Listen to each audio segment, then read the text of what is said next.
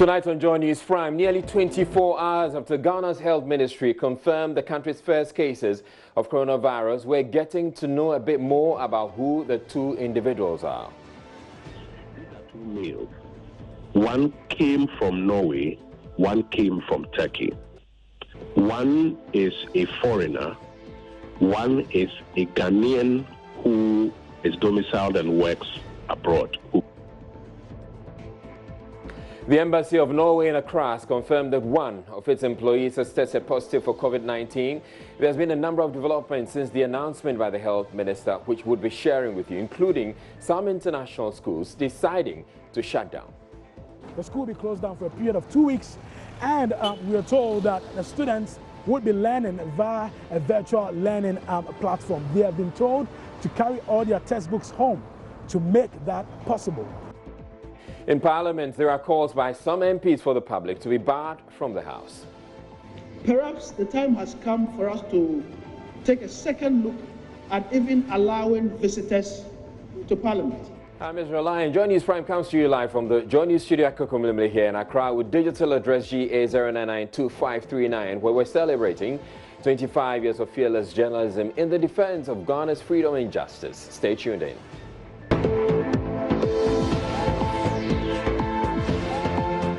Now, nearly 24 hours after the Minister of Health announced that Ghana has 2 confirmed cases of COVID-19, we're getting to know a bit more about who the 2 individuals are. Kwekwaji Mamenu at Thursday night news conference said both individuals brought in the virus from abroad. The Minister of Health has confirmed 2 cases of COVID-19. The cases were confirmed on the 12th of March, that's today, 2020. And the first cases to be reported in Ghana.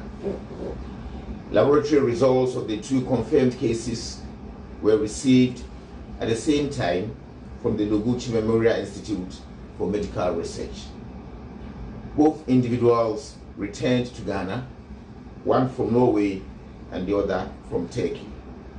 So these are imported cases of COVID-19.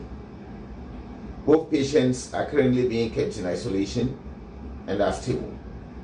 We have initiated processes for contact tracing.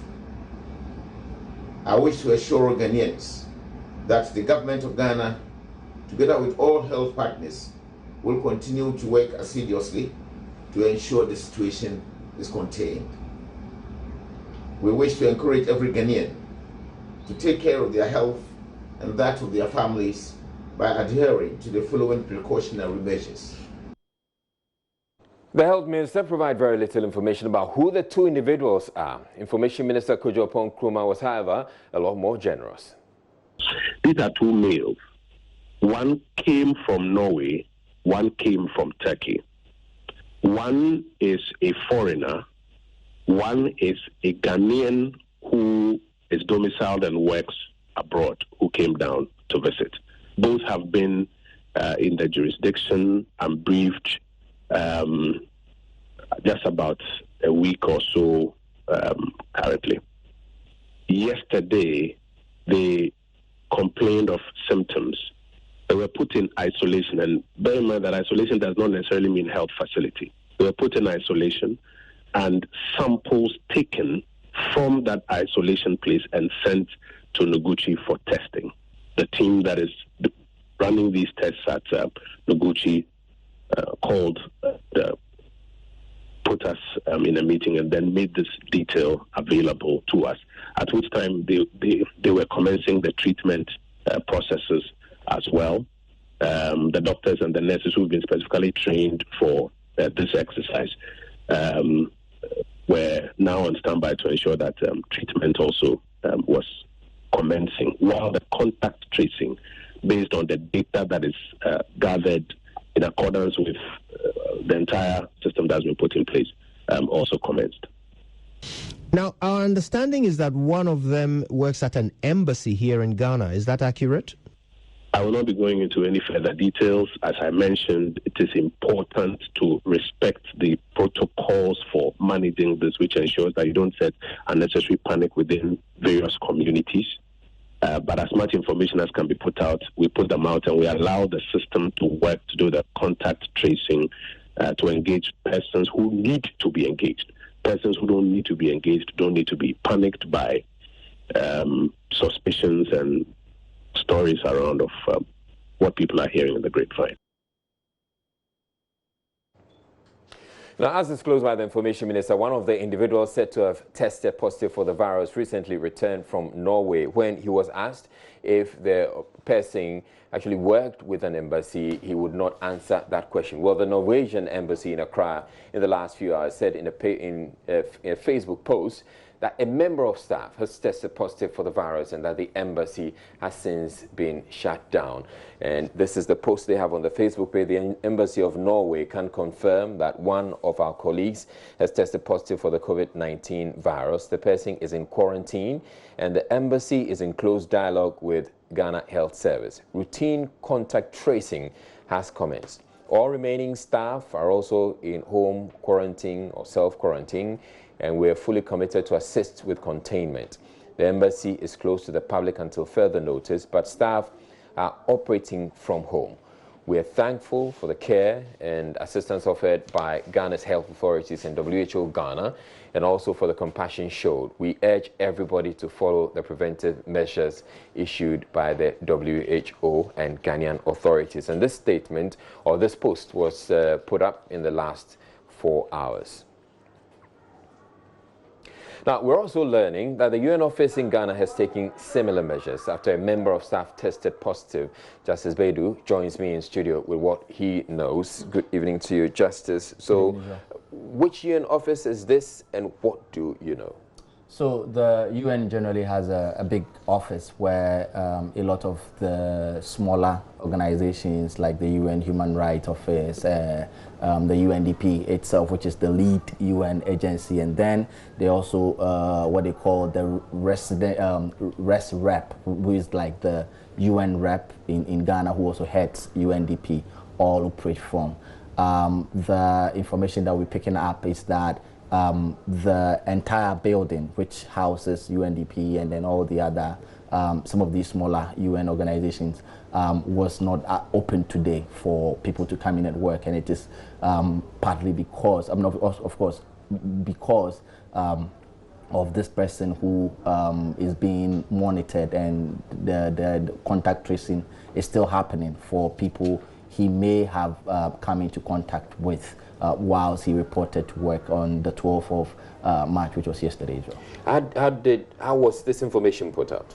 So we are learning that it's been communicated to staff to work from home, those who need to. A lot of the travels that needed to happen today have had to be postponed until further notice, at least I understand until the end of the month. And a lot of the activities that we're going to be planned for in the coming week have all been put on hold as well. And in effect, this person we're learning actually returned from Turkey? Yes, so that's the information that is available.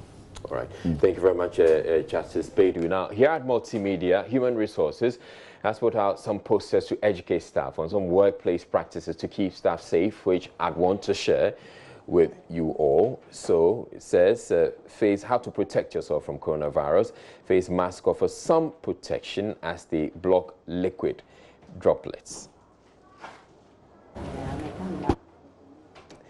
And then viruses can also be spread through droplets landing on surfaces such as seats, on buses, on trains, or desks in schools, and which is the reason why they keep talking about the use of hand sanitizers. Now, some hospital guidelines define exposure as being within 6 feet of an infected person who sneezes or coughs for 10 minutes or longer. Now, you are to seek early medical help if you have a fever, and this is really important. Seek early medical help if you have a fever, cough, and difficulty breathing, and share your travel history with healthcare providers.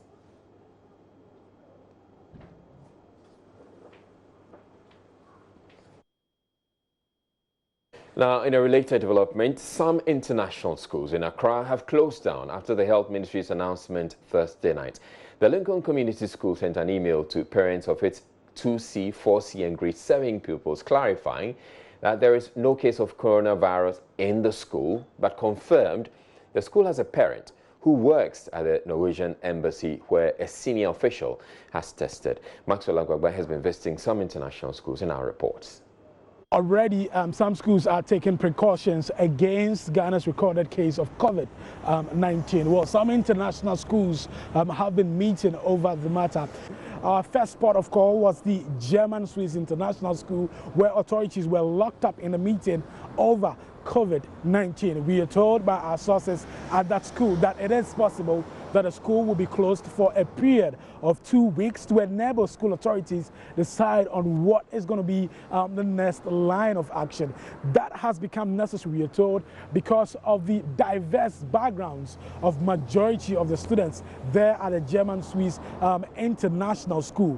What we observed there of that school is that anyone who enters has to move straight to a sanitizer and then sanitize their hands before they get access to the school compound. A security man at the main gate will not allow you to get access to the school compound without sanitizing your hand. Our information is that the school is likely to close down for a period of 2 weeks. But here at the Ghana International School, it's just some few minutes, and at exactly 3:30, the students' school will be over and the students will be walking out of the compound of the school. Already, you can see a queue of cars, forming, some parents trying to get within the compound to pick their children from school. But information that we gather right now indicates that authorities here at the Ghana International School are locked up in a meeting, over the coronavirus. But we're told that the school will be closed down after today for a period of 2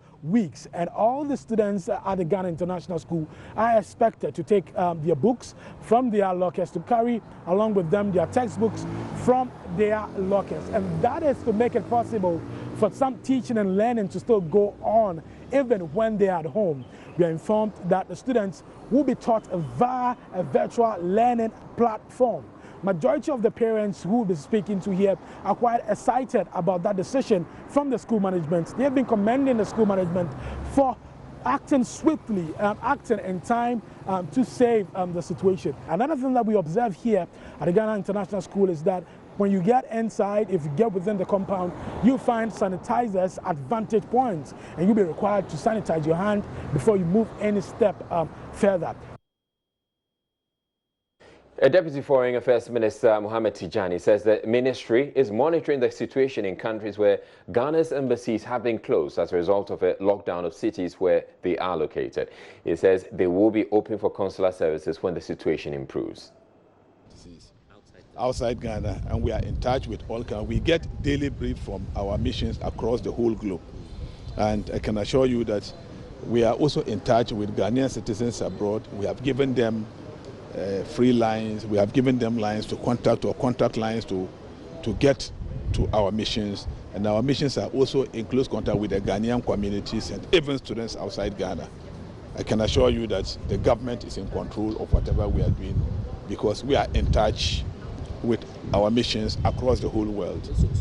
They are all safe because we have put in place adequate measures to get information on any Ghanaian who contracts the disease. But so far, we haven't had any case of a Ghanaian contracting the coronavirus. And I still want to be sure that, we are safe. But our borders, are we going to shut them? We have put in place measures.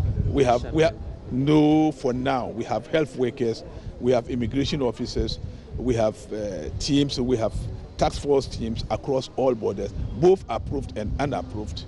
They are there to ensure that anybody entering the country will be thoroughly checked to find out what the health conditions of people entering the country, land, air, and sea. Yeah, we know some of our embassies have been closed. We know the one in Italy, for instance, has been closed. Well, that is a reaction to whatever is in the country's concern. In some countries, we have suspended consular activities. But other countries where there is a complete lockdown of a whole city, there is no way our embassies can continue to work. So we monitor, and as and when the situation improves, we will open those where we have closed down our embassies.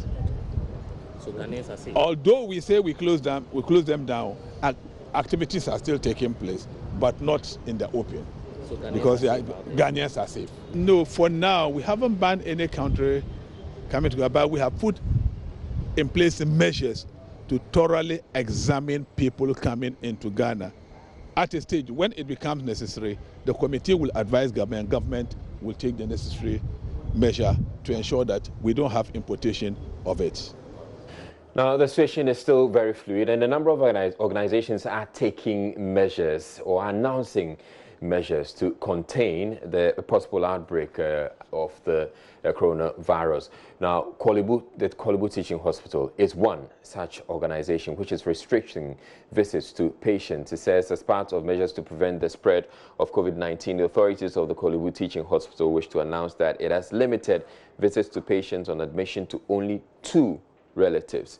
In the case of the Department of Child Health, only parents or guardians of the patient are permitted to visit. This measure has become necessary because patients are already vulnerable and can therefore be easily infected. We urge patients and their relatives to support the hospital in implementing this directive for the safety of all, especially our patients and caregivers. And that's signed by Mustafa Salif, who's the head of public relations.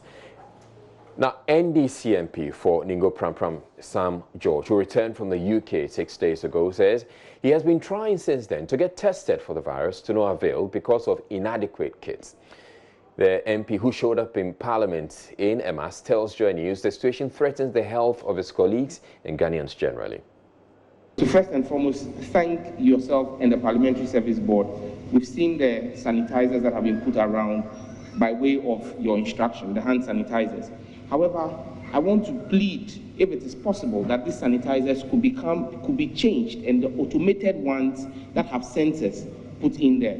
Reason being, touch wood, if somebody is infected and comes to press the sanitizer, and someone else who is not infected but wants to sanitize his hands goes to press the same sanitizer, there's the possibility of those sanitizer points becoming incubation pods for the virus. But there are automated ones that have sensors where you don't need to touch it, you just put your hand under and it dispenses. If the Parliamentary Service Board could look, or Parliamentary Service could look at that to do that replacement, it would help make this place more safe and not make those sanitizers become a petri dish for the virus. The state needs to, the 100 million that we are told has been released. We need to see where the test kits are. Today, as I ask you, as members of the media, do you know where there's a test kit? Do you have a test kit? Can you walk into a pharmacy today and buy a test kit? No. So how do you test yourself? So if members of Parliament, and my trip to the United Kingdom was not a personal trip, it was an official assignment. And so if after returning from an official assignment, the state has a responsibility to ensure public safety and ensure that everyone has the test kits. What of the argument that when you're not infected, there is no need wearing a mask? And how do you know I am infected or not infected when you have not done a test on me? You can't look at my face and determine that I'm tested or I'm fit or not fit.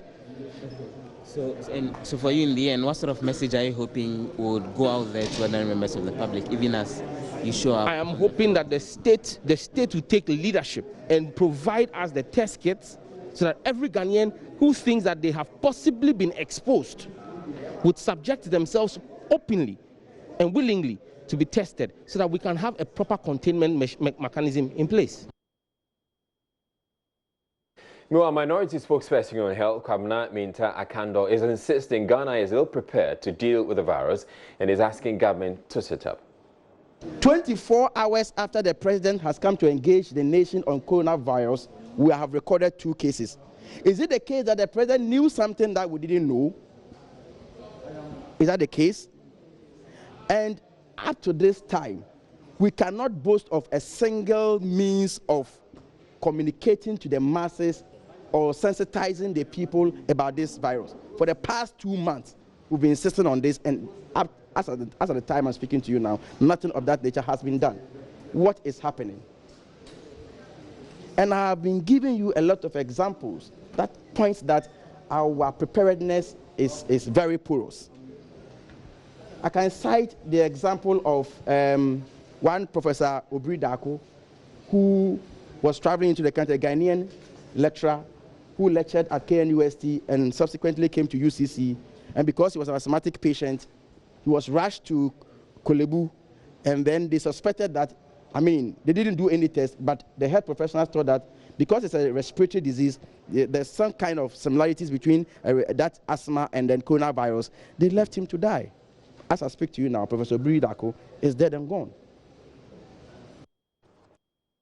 Kumungu MP Ras Mubarak is urging Parliament to reconsider allowing visitors in the chamber over the coronavirus situation, saying the nation is not in normal times. He also wants the Speaker to consider imposing a ban on MPs travelling outside the country until the situation is contained.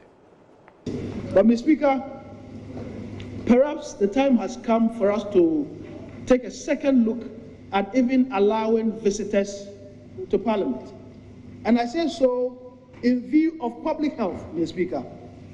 We are not in normal times, and we have to take every precautionary measure to protect the public, to protect Parliament, to protect the staff, and to ensure that we do not have a situation where somebody would bring it from outside to Parliament. And Mr. Speaker, the executive arm of government has imposed a travel ban on all members of the executive. Perhaps it is time for Parliament to also, consider imposing a travel ban on members of Parliament and staff. Because, Mr. Speaker, as we speak, there are colleagues, Mr. Speaker, Mr. Speaker,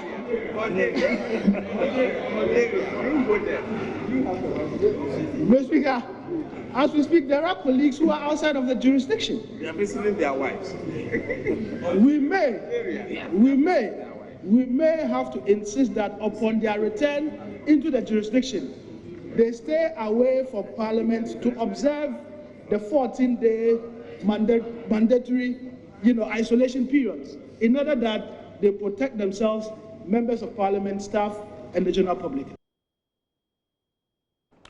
All right, so the religious bodies we have in Ghana are also taking steps to ensure that they also contain or contribute their quota to contain the coronavirus outbreak. I have the statement from the Ghana Pentecostal and Charismatic Council, which says that they are doing everything possible to better understand the disease, including the adoption of practical behavioral and attitudinal changes by all Ghanaians as being the surest ways to minimize the potential spread and impact of the COVID-19 outbreak. And it says it is in view of these that the Council wishes to lend its support to current national efforts aimed at containing any potential spread of the COVID-19. The Council is therefore rolling out a nationwide sustained public prevention awareness education PPAE on COVID-19 through our network of over 200 member denominations, and there are over 50,000 branches across the country. So as while pursuing the PPAE on personal hygiene and protection, we are also urging all local assemblies of our member churches to particularly adopt the following suggested practical steps for the time being to protect their local congregations from any potential infections. And it starts off by saying, 1, shun all fake news on various social media platforms on possible treatment and prevention, and follow strict guidelines as issued by the accredited government agencies responsible for public education on the disease. 2, minimize church or congregational practices that encourage body contact, such as handshaking, hugging, embracing, exchange of communion cups, and waving of handkerchiefs. Regular disinfection of microphones and door handles before, during, and after church services. Placing of sanitizing dispensers or hand washing dispensers at entrances or vantage points, including urinals, lavatories within the church premises, and encourage congregation members to use them before, during, and after church services. 5, provision of protective latex hand gloves for church ushers or workers handling or counting money, and any other practical steps that the local church deems fit in support of the preventive approaches being suggested. Now, the spokesperson of the National Chief Imam, Sheikh Arameya Shaibu, says measures have been put in place by the leader of the Muslim community to protect the larger population and prevent the spread of the deadly COVID-19 virus. Details of the intervention are expected to be revealed by the National Chief Imam Sheikh Osman Nur Shaributu when he addresses the nation and imams on adjustments in the mosque. In the meantime, his handlers are strictly following UN protocols to protect the over 100-year-old National Chief Imam, including the cancellation of a scheduled trip to Côte d'Ivoire. He spoke with my colleague Latif Idris. Protocols, i.e., being careful with respect to trips that he makes in and around the country and also outside the country. One such example is there was an intended trip together with him to La Côte d'Ivoire, and given the information being received about the spread of the corona disease virus, he had to cancel that particular trip, which gives an indication that he is abreast with what is happening. But as a person, I mean, he's still in good health. Yes. So as handlers, now he's taken up the initiative to cancel some of the trips. As handlers, how are you protecting the National Chief Imam of Ghana? Very important question. For us, one of the things we did was to advise against trips that he makes outside of the city. I mean, for example, that's one of the things. The other thing is to also make him alert, to alert him about the frequency of people coming to him to shake hands with him. He himself will not stretch. What is the message being sent out there to the population when it comes to what Muslims do in the mosque after prayers, or even going to the mosque to start with? I'm sure on Monday, when he speaks to us, all these things will come out. But one, we've all formed the habit of shaking hands. It is part of our culture, tradition, social relationship, and so on. So very difficult to depart from it. We're taking a break here on Joy News Prime, but in business, IMF also shuts Ghana office to test its capacity to manage a coronavirus outbreak. We'll have that coming up after this break. Do stay tuned in.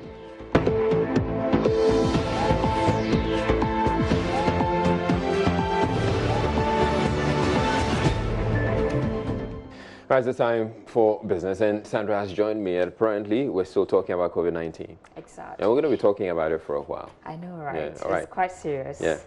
Well, celebrating 25 years of joy, my name is Sandra Esinamapeno, and I'm here for business. The International Monetary Fund, IMF, says the current shutdown of its office in Ghana is to test their capacity to manage the spread of the COVID-19, now a pandemic. The fund has asked its staff not to report to work today, Friday, March 13, but rather carry out all their work online or within the virtual space. According to sources close to the fund, this is part of several stimulation exercises to contain the spread of the virus. The source adds that this is to ensure that operations in the country do not grind to a halt following the confirmation of the first 2 cases in Ghana.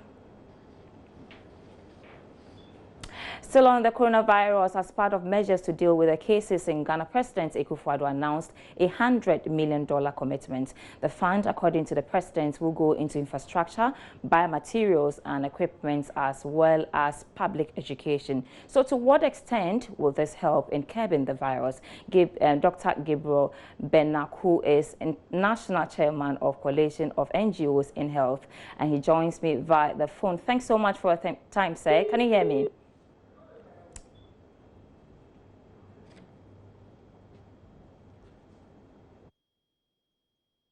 We're still trying to get Dr. Gabriel Benak, who is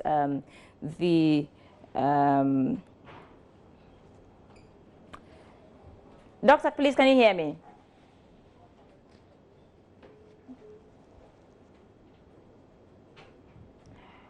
All right, so what we've been saying is that the International Monetary Fund, IMF, says the current shutdown of its offices in Ghana is to test their capacity to manage the spread of the COVID-19, now a pandemic. And today, which is March 13, they've asked their workers not to report to work, but rather work online or with the virtual space. According to sources close to the fund, this is part of several stimulation exercises to contain the spread of the virus. The source also adds that this is to ensure that operations in the country do not grind to a halt following the confirmation of the first 2 cases that were announced yesterday by the health minister.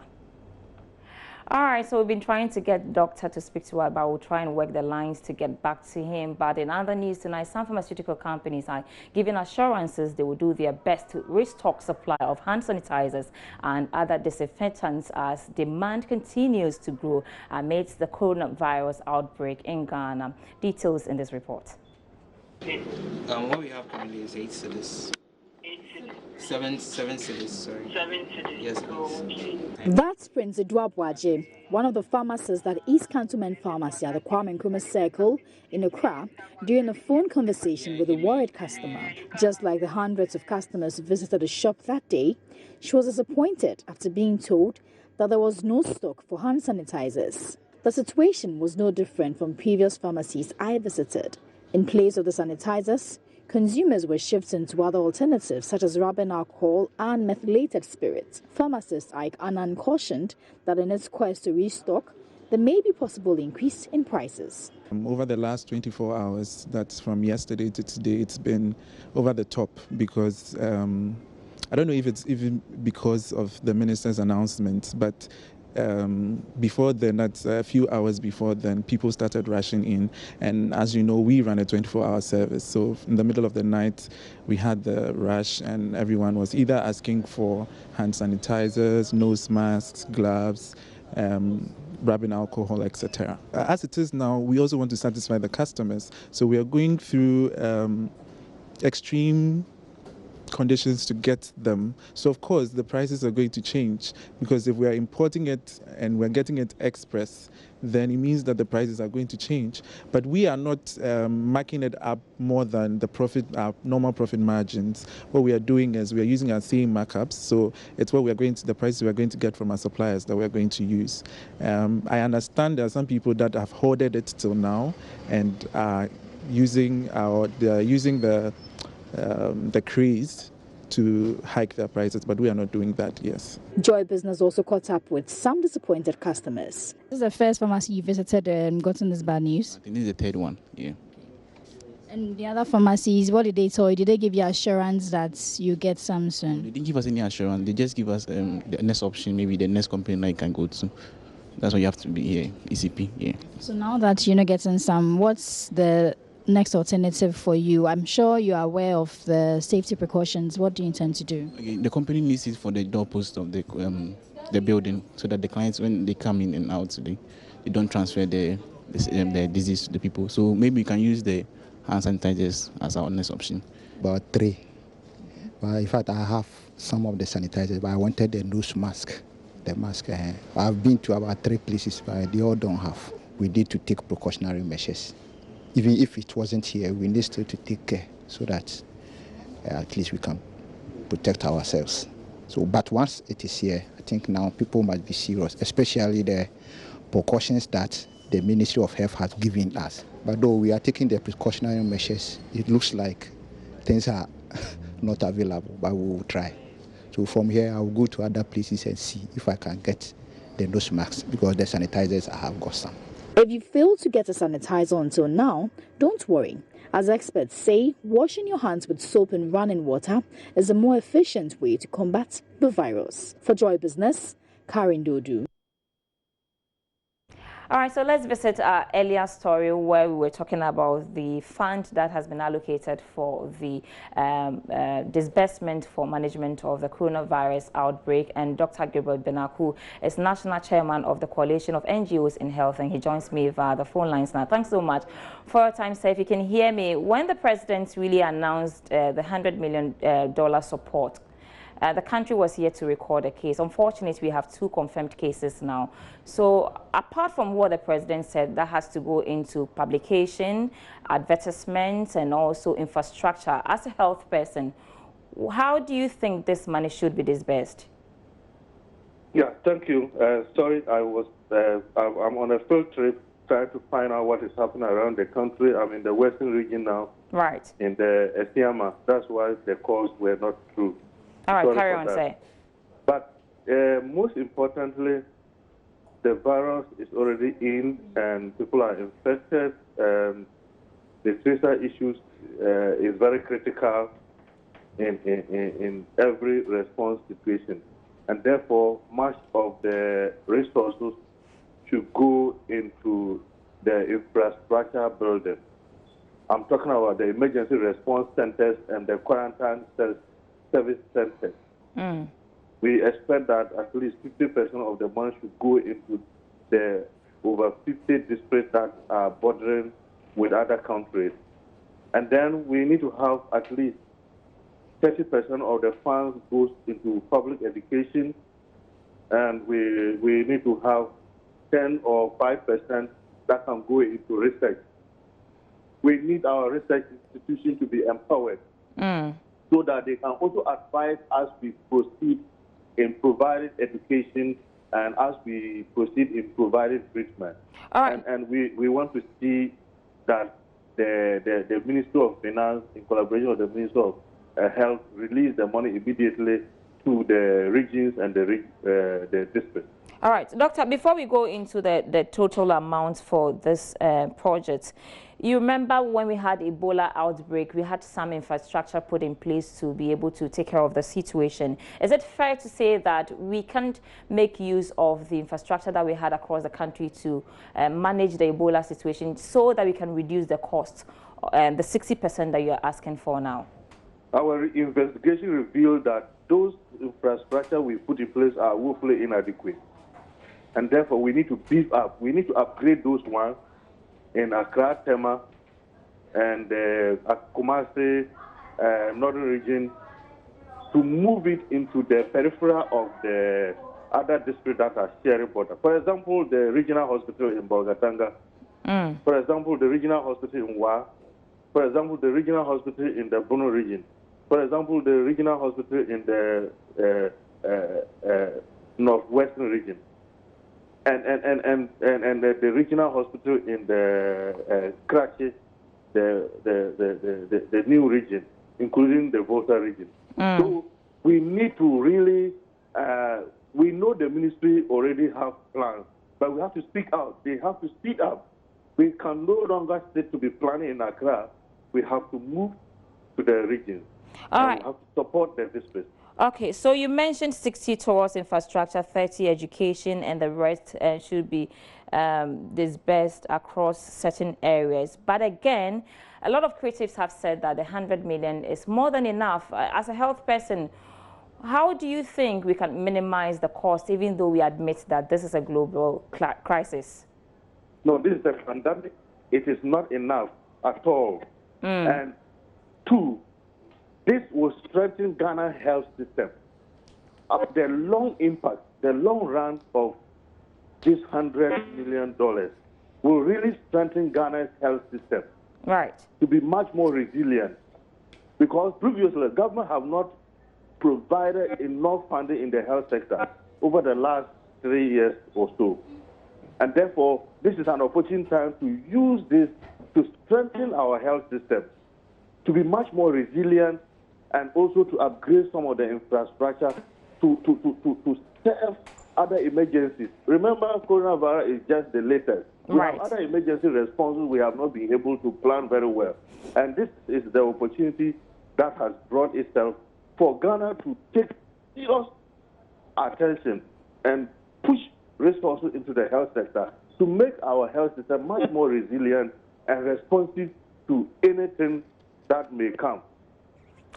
All right, Dr. Gabriel Benak, who is the National Chairman Coalition of NGOs in Health. And that's how we end the first part of business. I'm back after 8 p.m. with more.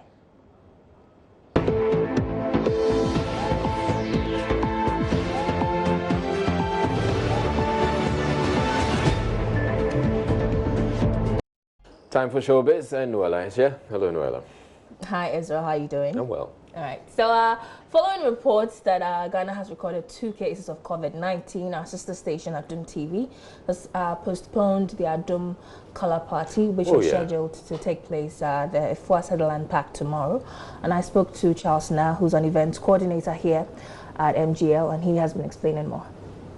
At the Multimedia Group Limited, we believe we have 3 pillars. We have leadership, integrity, and community. And in our landscape, we lead in terms of stories and the narrative.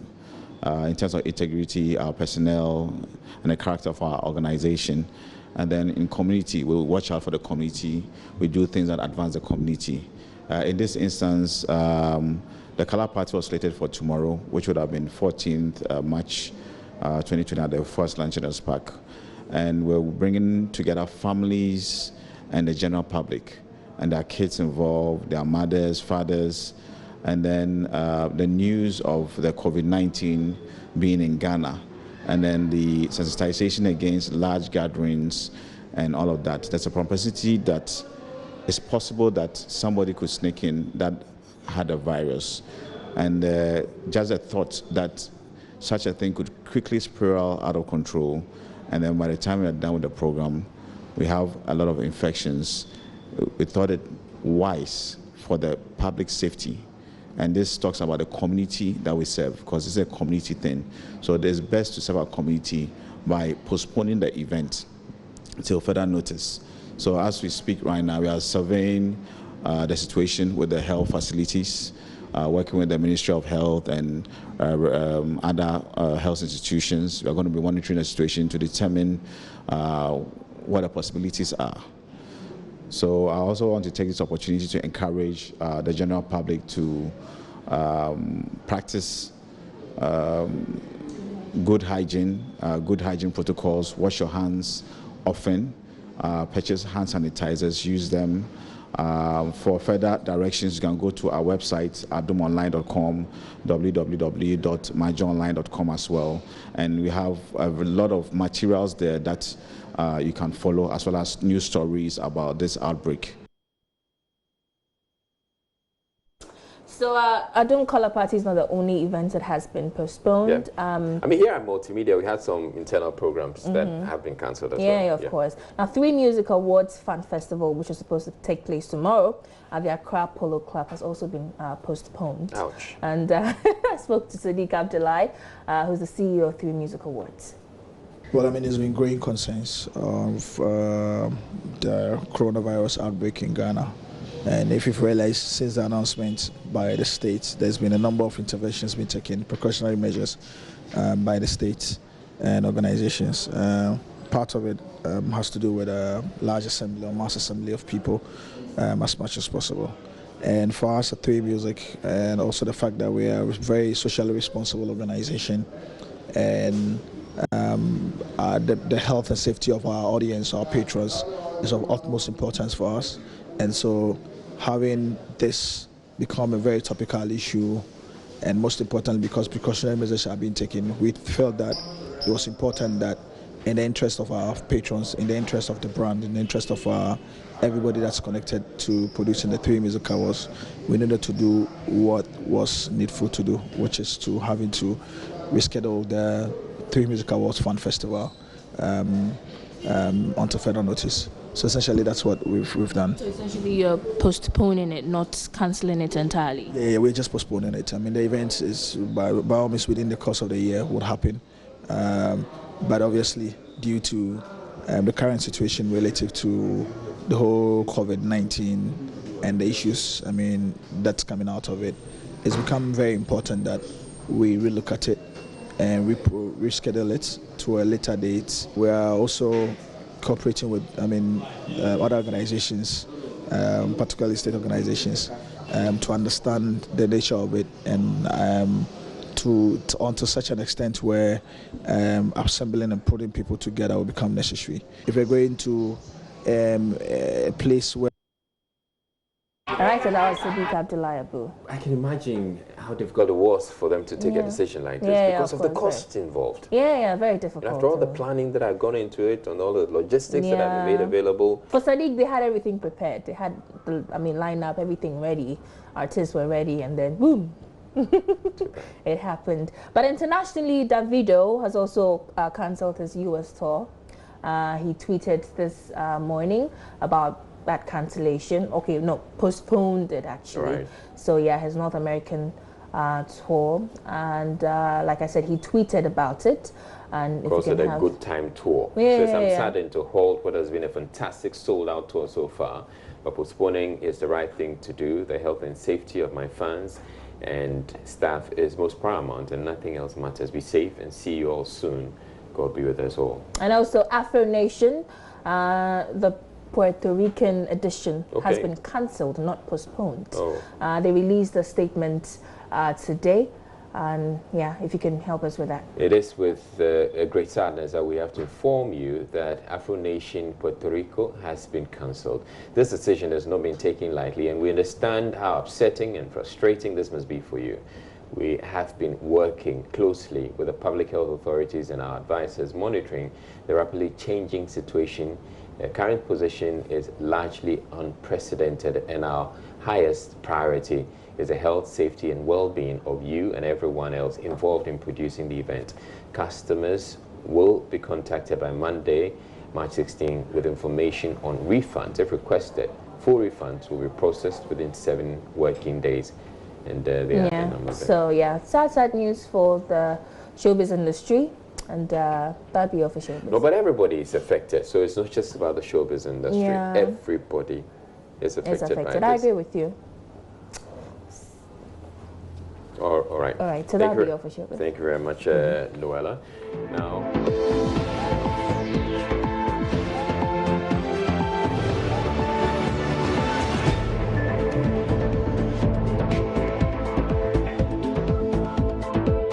The Vice Chairman of Parliament Appointment Committee has defended the House's decision to appoint a 3-member committee to choose an auditor to audit works done by the Office of the Auditor General.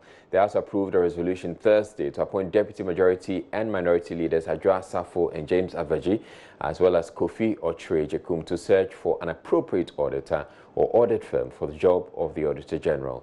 Edward Derry Kale Ewole tells Joy News, though this is the first time this is being done, it's backed by the Constitution. It is not regular practice. We have never had that. I don't even remember it anyway. But it is in the Constitution.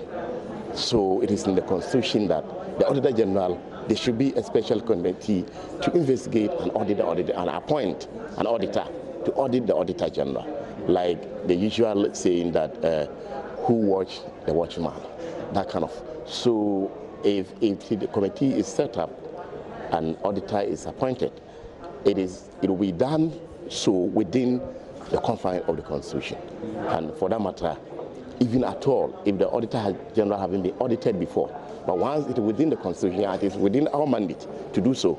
If the Speaker was willing to do that, why not? We'll do it. And eventually, if things are seen to have gone wrong at the level of the Auditor General, punitive measures will apply, and all, as happens with all other state agencies. Definitely. If you conduct an audit, there should be a fairness or recommendations as to what you want to do. You conduct an audit based on, and probably you might give an recommendation based on the facts that you found during your audit.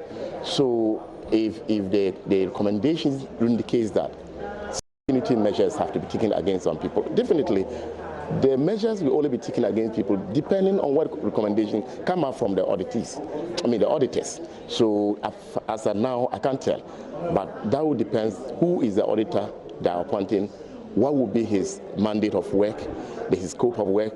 At the end of the day, what does that scope of work cover? What did you come out with? What are the recommendations? And if that counts, definitely it will also be laid before the Speaker, and whatever measures that should be taken, it is from the Speaker that will also take.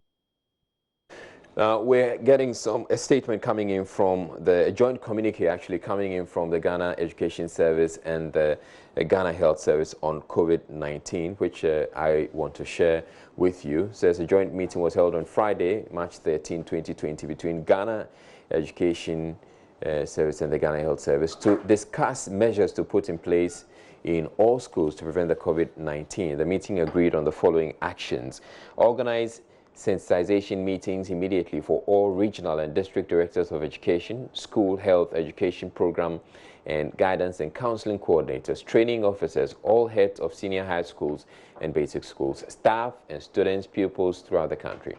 Distribute widely educational materials developed jointly by Ghana Health Service, GHS, and Ghana Education Service to all schools to facilitate education at the school level, intensify education and on-hand washing with soap and running water. In the light of this, all schools are to be supported to provide Veronica buckets and tippy taps and soaps made available to ensure that children wash their hands frequently. A checklist on rapid assessment and preparedness towards disease prevention is being developed and given out to schools to ensure that the necessary precautionary measures have been put in place. Heads are to share regular updates on all activities in connection with the coronavirus in the schools with Ghana Health Service and Ghana Education Service. Call center lines made available for all schools to call in case the following signs are detected among the staff or students. And it says running nose, coughing, sneezing, and high temperature. The numbers, and they've listed the numbers, and the toll-free line 199. Health teams have been activated to take immediate action on suspected cases, and then distribute basic preventive items like hand sanitizers to schools. Monitor and provide relevant information and advice on a timely basis. And it concludes, we wish to assure all parents, staff, students, educational authorities, and the general public that Ghana Education Service and the Ghana Health Service are putting in measures to ensure that our pupils, students, and staff are informed and well protected from the disease. And this is signed by Professor Kwesi Opukwa-Mankwa, who's the Director General of GES, and Dr. Patrick Kumar-Pwaji, who's the Director General of the Ghana Health Service. Now, several loud pubs in one neighborhood. That's the story of residents of Ogu Road here in Accra. They say excessive noise from the joints are robbing them of their sleep at night. Well, 50 of them signed a petition to the Environmental Protection Agency, EPA, calling for action, but that was 5 months ago, and the residents are worried. PSA Nanaya Osafo has more in the following report. Evenings. That's time when the tired world goes to rest.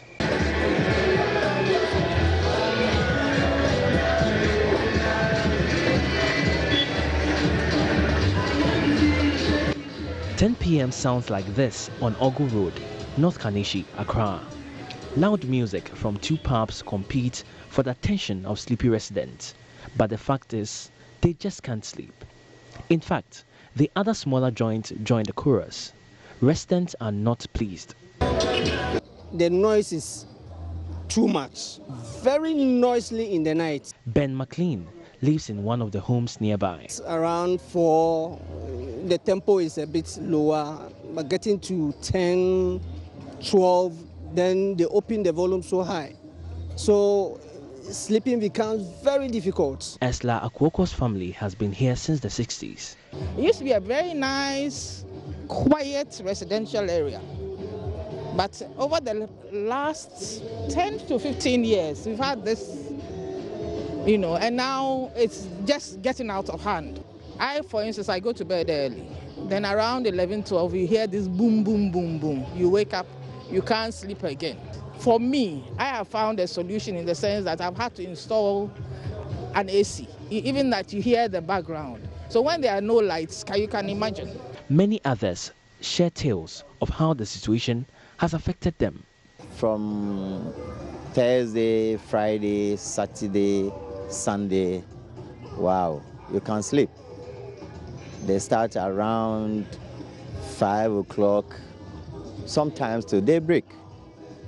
And me, for instance, I do a shift work. So sometimes when I come in the night, I need rest to recover for the next day work. Like they are even behind my window. Sometimes they do it to the point that your room is vibrated, you can't sleep. And back then I was a student, and during exams time, I had to go and stay in a hostel or guest house just to be able to study, because the noise was too loud that sometimes even when you are making a call, some people ask, are you in a club or something like that, because the noise was that very bad. There are other people who are leaving their neighborhood because they feel they can't contain that noise. While conducting interviews with residents, my team is approached by some persons believed to work in the pubs. They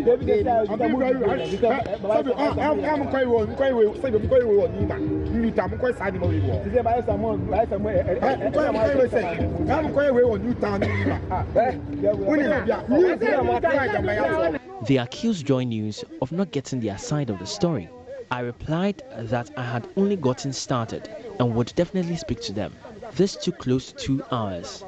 Below and above, we can talk to the person. So the ultimate part, when it became clear that I would not be allowed to come down, Joy News left the premises. Back on the Ogle Road, one of the young residents tells me the effect the noise is having on her health. I became very sensitive to noise as well, and any little noise just make me have headaches. Another thing is like you are frustrated, you can't sleep. You know you can't combine sleep with noise, especially you go through all the night and you come back, you want to just have enough rest or a good night's sleep, and you come home and it's even worse than work. Recently I treated stress and also depression and they were telling me, I remember when I went, they were like, it's because I'm not having enough sleep. Over 50 residents petitioned the Environmental Protection Agency in October 2019, voicing their complaints with noise in the neighborhood. They tell me authorities never returned after one visit.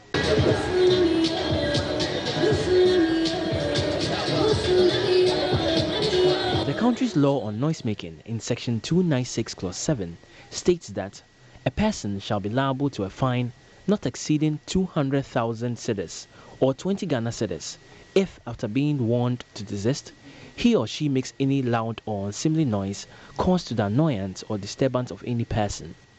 Residents say they are still waiting for the law to work as sleep eludes them. For them, the real nightmares are not from dreams, but the lack of it. It's a business they are running. Nobody's trying to stop their business. Do your business, respect us. PSC Nanaya Osafo, Joy News. In December last year, the first and only educational platform, Joy Learning, was launched. The platform, according to its initiators, is geared towards improving access to quality learning at the senior high school level. Well, in less than 3 months since its inception, Joy News checks reveal some students are benefiting immensely from the projects. Joy News' Henry Kwesibedu caught up with some students who say they're falling in love with the channel. And there's more. It's almost 3 p.m. here at Old Dansoman, a suburb of Accra. We meet 16-year-old Patrick Osei Amwa, a first-year senior high school student of Accra Academy. In a few minutes, Patrick is home. The next item on his agenda is reading. At about 30 minutes, he enters their room. It's lesson time on the Joy Learning channel. Technology brings inventions that solve problems, then it means that scientific knowledge also Patrick stays glued to the TV set, listening carefully and taking some notes. They are broadcasting one of his favorite subjects, science. Patrick tells me the lessons taught on the Joy Learning channel are complementing his studies in school.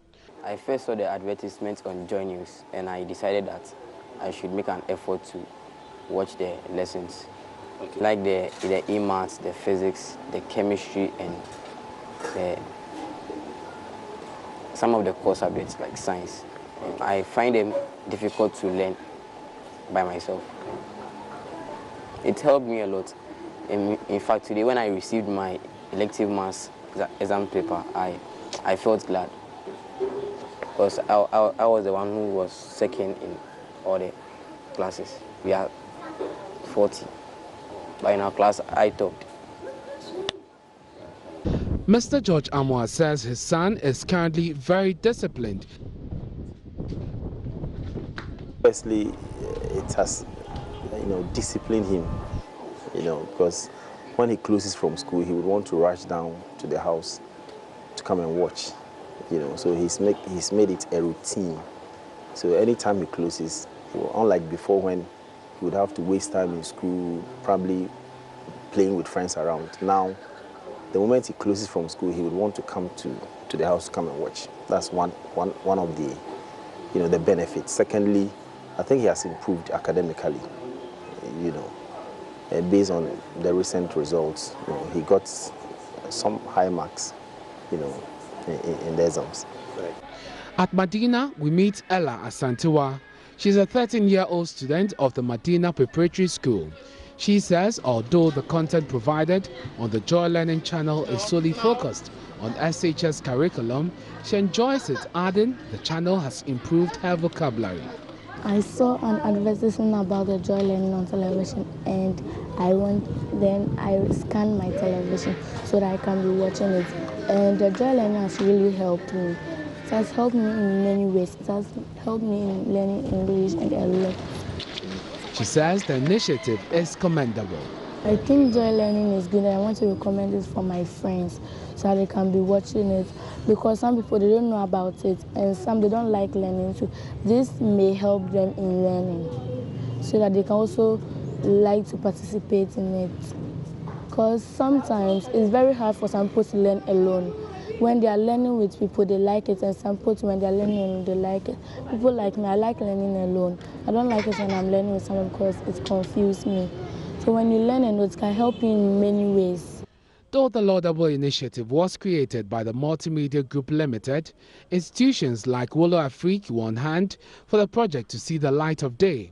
Chief Executive of Wolo Afrique, the e-learning platform, Joe Enim, says the channel will bridge the ever-widening gap of the quality of tuition in the urban and rural areas of the country. This project is part of a major project we designed, which is a Wolo project.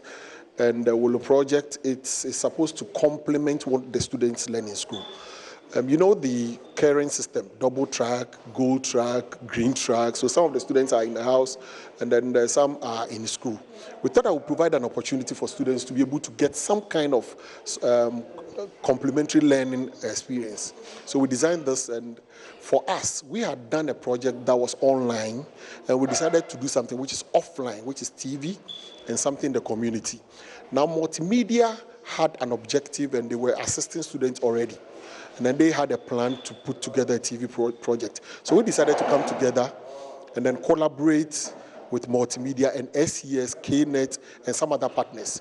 So we decided to put this together. It's been marvelous. I mean, it's exceeded our expectation. Now, let me quickly say that this project is built on a very comprehensive e-learning project. So we are able to do some kind of measurement, the number of people who are responding to the lessons when they go online to continue with their studies. The feedback we are getting is very positive in the sense that, you know, some people are in the rural areas, they never have this kind of level of teaching. We are using teachers for some of our best schools, name them Presec, Achimota School, Infantipim, Holy Child, Unipra. These are some of the best teachers who selected. Every teacher on Wolo is an examiner. Every teacher on Wolo is experienced not less than 10 years of teaching. So they are providing their best, and then the feedback we are getting is very positive. The students are enjoying it. And it's easy to access the channel. It's available on your quality multi-TV Digibox. Staying with education, all is set for the finals of the Eastern Region Championship of the National Science and Maths Quiz. Pope John SHS, St. Peter's SHS, Oti Boateng SHS, and Osino Presby SHS are all in the race to win the maiden edition of the competition. All the finalists, except Osino Presby SHS, are seeded from the region. Kufuria SHCS failed to make it after they were cut to size. Here are the results of all 4 contests.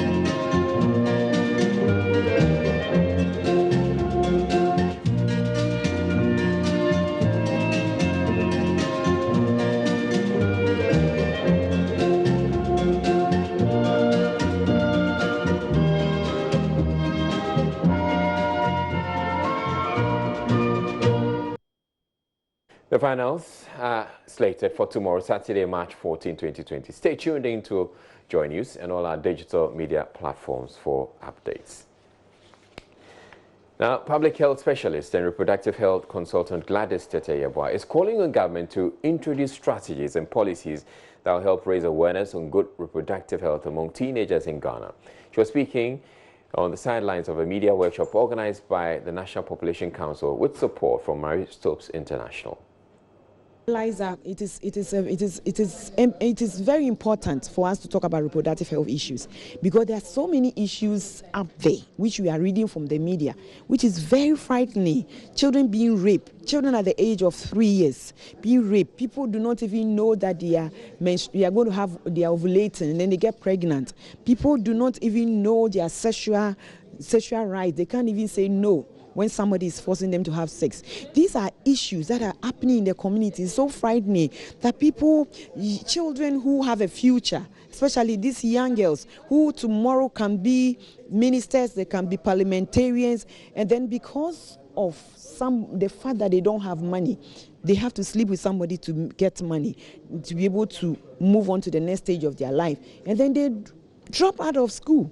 Now, if parliamentarians begin to realize that when children drop out of school, then these same children cannot be the mothers that we want them to be in future.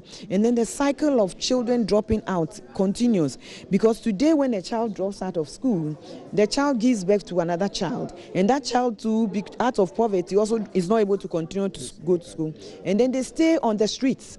And this is an issue for parliamentarians to look at. These are issues for people in our opinion leaders in our communities to look at.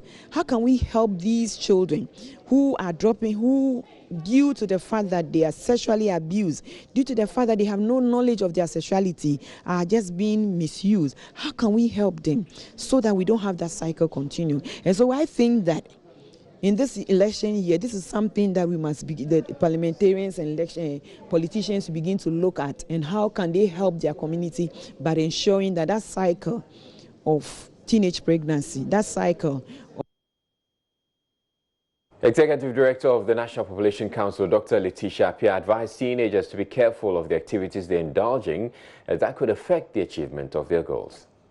Well, that is why parenting is not for teenagers, because parenting is a big issue.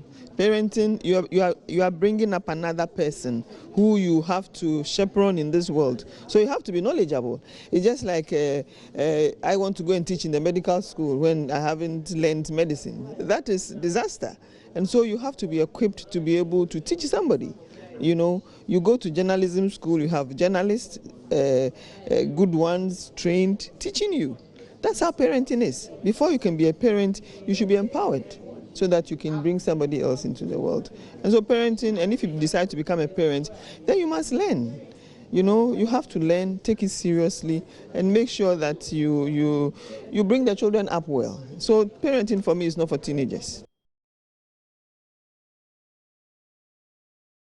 And welcome back to Business. My name is Sandra Esinam Apen, and we still want to stay on the outbreak of the coronavirus in Ghana. Now we have 2 cases confirmed, and confirmed so far. We want to see how Ghanaians are reacting to this news. And some stores in Kumasi are struggling to keep hand sanitizers and other disinfectants on the shelves due to the surge in demand. Prospective buyers were left disappointed when they visited major stores including A-Life and ShopRite. Patrons rush for a squirt of a sanitizer.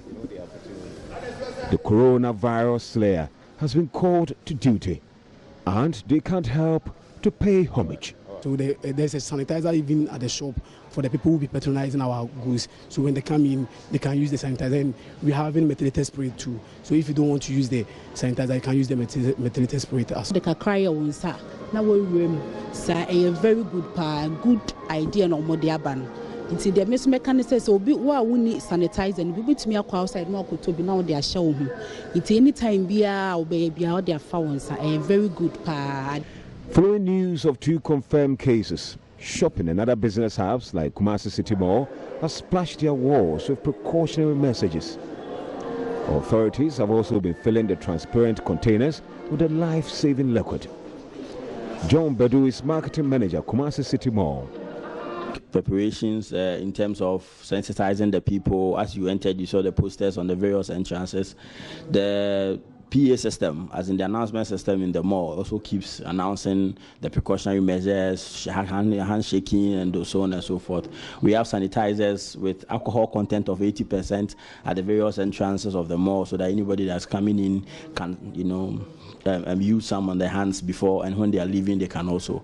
So yes, we are doing the basic things that per the WHO regulations, the basic things that we should do as a retail environment. Yeah.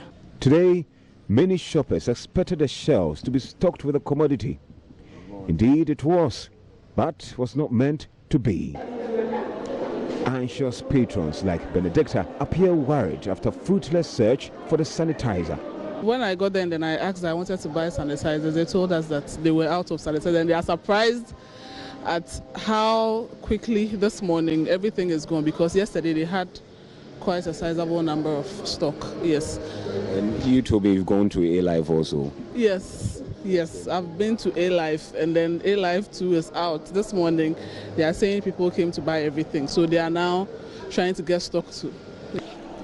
At the China Mall, the situation is no different. Though sanitizers are available for use by visitors, none was in stock for people to buy. Manager Alex Lambert reveals stocks ran out early. When we came in the morning to open the shop, there was a lot of customers standing outside there. So as soon as we opened the shop, they jump in there and then pick all the hand sanitizer that we have. So if you can come and then have a look, the place is empty. And we call our suppliers, and they are on the way coming to give us some. This is where they are, and they just jump in and then take everything away.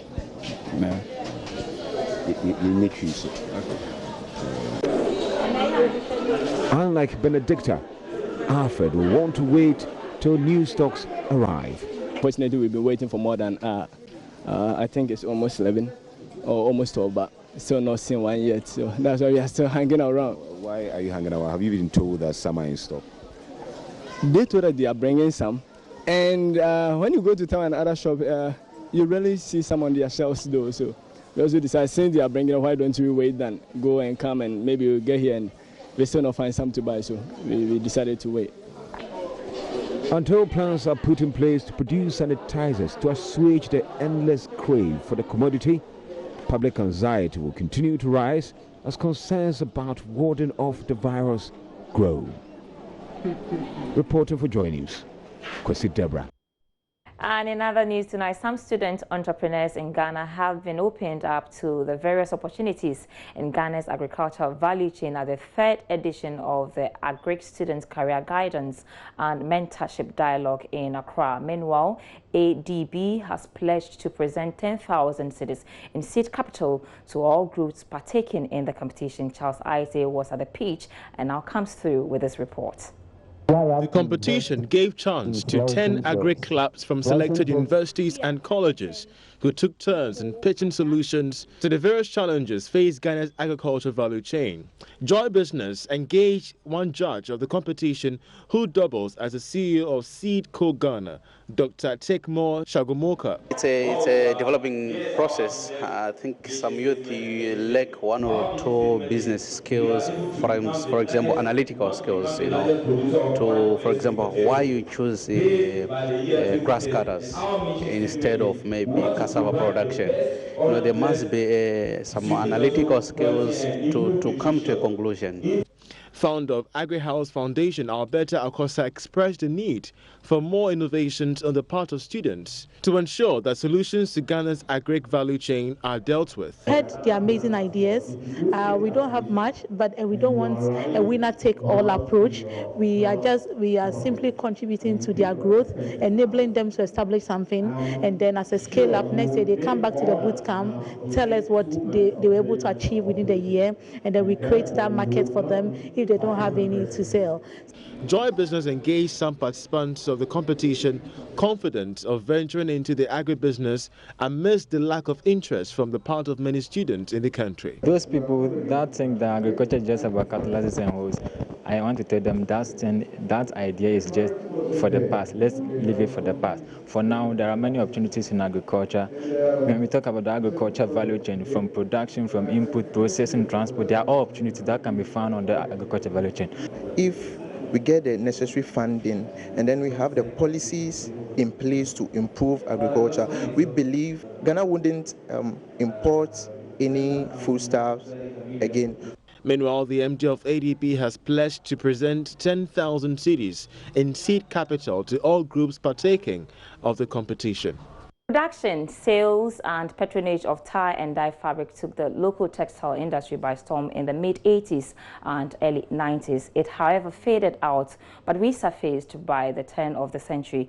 Patrons have described it as a dying industry which needs government's intervention to revive. As we mark Ghana Month, Queen Bila of Love FM looks into how the industry has evolved and challenges posed by competitive products, mostly foreign fabrics, in this feature.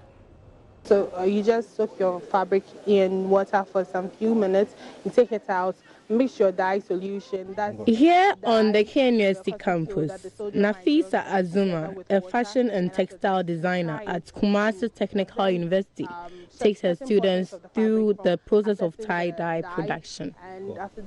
She is worried, despite the cumbersome nature of the process, patronage of the fabric is very low. I think the tie and dye industry has really gone down the years. People are not patronizing and they are not interested in tie and dye because of the Chinese inferior made tie and dye and batik fabrics in the tie and dye's business initial boom and the employment it created suffered an early jolt due to what was believed to be a conspiracy by second-hand clothing dealers who found it a threat to their business.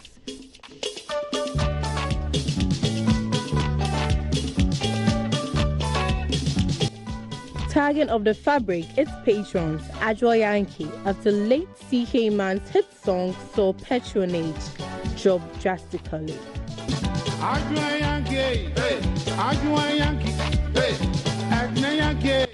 After a long while, the industry was reactivated in the early 2000s by competition from cheaper products, mostly from China. The situation is compounded by high costs of imported chemicals for production.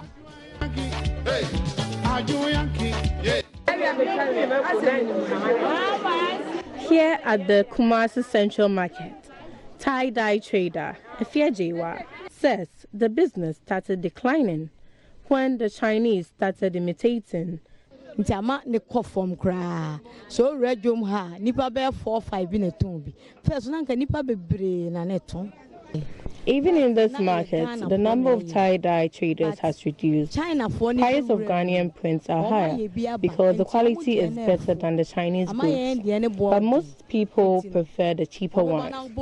Tie and dye makers used to procure cotton cloth from ATL and GTP, but now they have to import.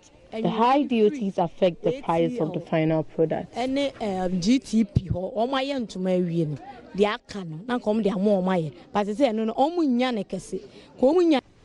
Madam Ejewa says the local tie-dye is more expensive than foreign ones.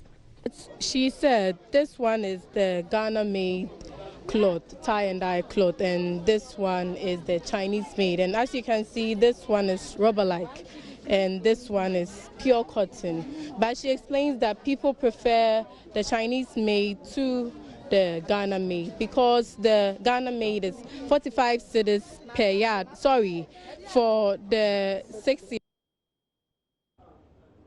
All right, so let's do some other stories now. We go to the commodity markets where Brent crude traded today for $34.22 a barrel. Gold also sold for $1,521 an ounce. Details in commodity news.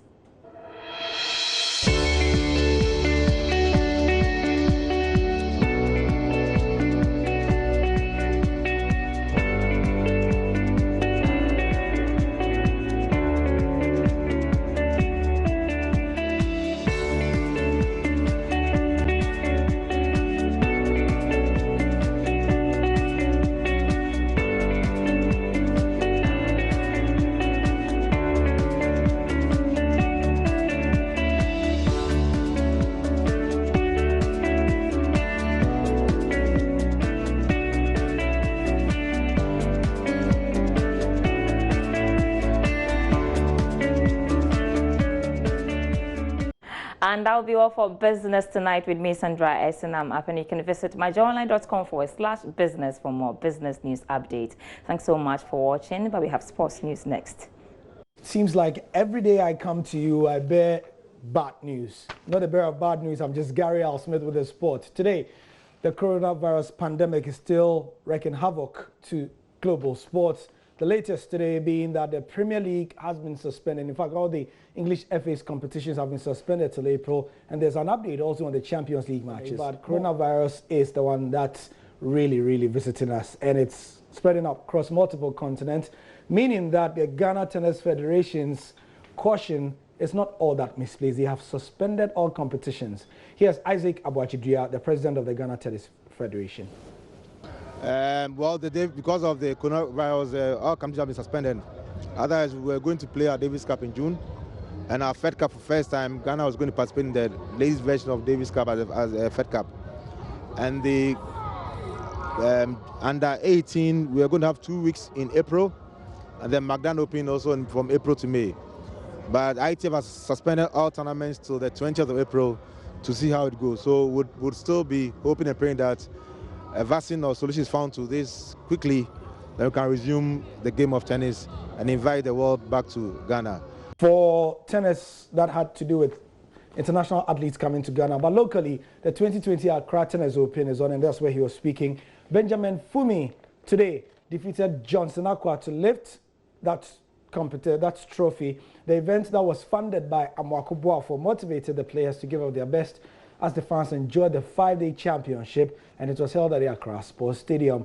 Ben Fumi spoke to the press after the game. Okay, I'm really happy that I carried the day, and it was not easy from day one. I mean, it has been a tough and rough route to the finals, and I mean, I lost the first set, and the comeback was some way, but I tried and managed to win the second set, and I take the final set, and that's it. When we started, there was no fun, and it was difficult because anytime I moved from Akosomo to Accra, I have to feed my own self, and it was difficult for me to be playing or be coming up and down. So now, when I was in Akosomo, then I realized this tournament, there's prize money, which was sponsored by Mr. Amoako Boafo. Then I trained for it. Then actually, because of the money, and I think I have some feeling and a spirit that there was a last time we organized one, which was organized in 2017. It was organized by Akamen, and I took that one. It was 2 trophies like this, and I think I have a special win or something when I see 2 trophies. I'll not stop now. I'll still go home and continue with my training. I'm with UCC now, and with my coach here, Coach Philip. I mean, he has been actually good and helpful to me throughout the week, and I think I'm not going to stop. I'll continue with him. We have some ITF coming on next month, so I'm going to continue the trophy, and I'll see how far it will take me in that. I'm not going to sleep for now. I'm trained, and I'll do some joggies in the morning. Of course, we have some mountains there, and special thanks to all my fans who came around today to watch my match. Congratulations to Benjamin Fumi there, to Ghana Premier League fair. And Asante Kotoko were unable to beat Elmina Sharks in Accra when they played yesterday. And fans of the Porcupine Warriors are not happy with the Maxwell Kennedys tactics after the goalless draw. Let me be very honest with you. For me, Masekuna, for the day when they picked Masekuna as a coach, I told people that, look, this man, we know him very well. Even the local blaster, Masekuna, if you are not his player, he will never face you.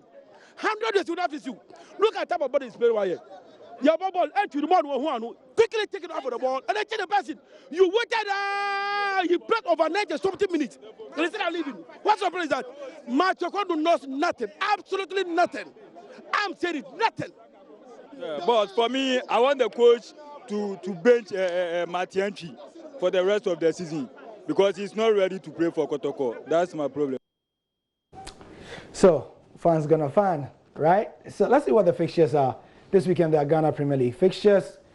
On Monday, because we've just spoken about Asante Kotoko, their next game is against Inter Allies. That should be a big one. And the threat of Victoria Adebayo will still be lurking against the Porcupine Warriors. King Faisal will be playing Hearts of Oak. Legon Cities will be in Accra against Mediama SC. And that will be tomorrow.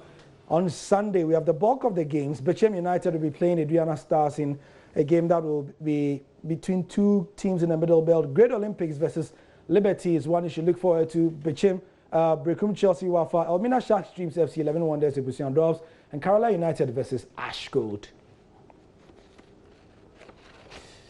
So our sporting content is not done. Hans Spencer Ando will be here for Fan Zone, the final of the weekend. Tomorrow morning, join George Addo Jr. for Sports Review. I'm Gary Al Smith with The Sport. Thank you for your time. Have a great weekend. Right, it's time for Join It Interactive. And let's get straight to our Facebook page where we have stories about the COVID-19. This story has to do with some international schools taking precautions because of COVID-19. So, yep, we posted it, and Nana Akosia says GS is waiting for severe cases in public schools before they'll be closed down. All right, but GS is actually taking some measures, and they've announced them, some more like educative and precautionary. Kunta says, I don't know why the black man never seems to understand the phrase prevention is better than cure. They want things to get out of hand before they close down. Godfred says, rich people them are school dear. Now so no, and he thinks it's a great move. Edmond Owusu says, University of Ghana, what are you waiting for? Two replies there. Let me find out which what they're saying in there. And okay, so he just laughs. Now Francis says, rich schools dear. Sana Yanung with 40 students per class. They won't shut down that. Nana Eisa says, hey Ghana, what are we waiting for? Daniel says, great move. Benjamin says, Ghana for Sony Nishushenim. Okay, and all right, so then let's go to the other story still on COVID-19. And Ghana recording 2 cases. It was an announcement, and the information minister actually talking about who the people are. So he gives us an idea who these people are. He talks about the fact that there are 2 males, and he talks about when they arrived in the country. And it says the country is not prepared for the outbreak of coronavirus because as we speak now, no training has been given to health workers, and people have not reached not health facilities. And again, Noguchi Lab cannot test all suspect cases if the issue escalates. And then someone there says, let us know who they are, Minister, and stop the unnecessary grammar. Are they more important than the big personalities globally that have disclosed that they have COVID-19?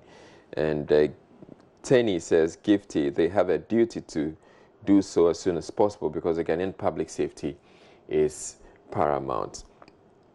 And Alaji says, which airline did they use and how many passengers were on board? We need to know all these. And Okwampa says, if they've been in the system for a week, then all those they came in contact with are potential carriers of the virus. All right, so those are some of the comments you shared, and that'll be it for Join Us Interactive, and that'll be it for the bulletin. I'm Israel. Thank you very much for watching. You have a good night.